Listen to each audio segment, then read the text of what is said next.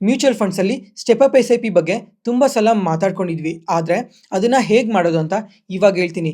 ಈ ವಿಡಿಯೋನ ಲೈಕ್ ಮಾಡಿ, ಟೂ ಬ್ರದರ್ಸ್ ಫಿನಾನ್ಸ್ ಚಾನಲ್ನ ಸಬ್ಸ್ಕ್ರೈಬ್ ಆಗಿ. ನೀವು ನಾರ್ಮಲ್ ಎಸ್ ಐ ಪಿ ಮಾಡ್ತಾ ಇದ್ರೆ ಒಂದು ಫಿಕ್ಸ್ಡ್ ಅಮೌಂಟ್ನ ನೀವು ಇನ್ವೆಸ್ಟ್ ಮಾಡ್ತಾ ಇರ್ತೀರಾ. ಅದೇ step up S I P ಅಂದರೆ ನೀವು ಇನ್ವೆಸ್ಟ್ ಮಾಡ್ತಿರೋ ಅಮೌಂಟ್ಗೆ 10% ಅಥವಾ 15% ಆ್ಯಡ್ ಮಾಡಿ ಇನ್ವೆಸ್ಟ್ ಮಾಡಬೇಕಾಗಿರುತ್ತೆ. ಹೇಗಂದರೆ ಒಂದು ಸಿಂಪಲ್ ಎಕ್ಸಾಂಪಲ್ ಹೇಳ್ತೀನಿ ನೋಡಿ. ಮೊದಲನೇ ವರ್ಷ ಪ್ರತಿ ತಿಂಗಳು ನೀವು 2,000 ರೂಪಾಯಿ ಇನ್ವೆಸ್ಟ್ ಮಾಡಬೇಕಾಗಿರುತ್ತೆ. ಅದೇ ಎರಡನೇ ವರ್ಷಕ್ಕೆ ಈ 2,000 ರೂಪಾಯಿ ಜೊತೆಗೆ ಅಡಿಷ್ನಲ್ ಆಗಿ 10% ಇನ್ವೆಸ್ಟ್ ಮಾಡಬೇಕು. ಅಂದರೆ 200 ರೂಪಾಯಿ ಆ್ಯಡ್ ಮಾಡಿ ಇನ್ವೆಸ್ಟ್ ಮಾಡಬೇಕಾಗಿರುತ್ತೆ. ಟೋಟಲ್ ಆಗಿ 2,200 ರೂಪಾಯಿ ಇನ್ವೆಸ್ಟ್ ಮಾಡಬೇಕು. ಅದೇ ಮೂರನೇ ವರ್ಷಕ್ಕೆ ಈ 2,200 ರೂಪಾಯಿ ಜೊತೆಗೆ ಮತ್ತೆ 10% ಆ್ಯಡ್ ಮಾಡಬೇಕಾಗಿರುತ್ತೆ. ಅಂದರೆ 220 ರೂಪಾಯಿ ಆ್ಯಡ್ ಮಾಡಬೇಕು.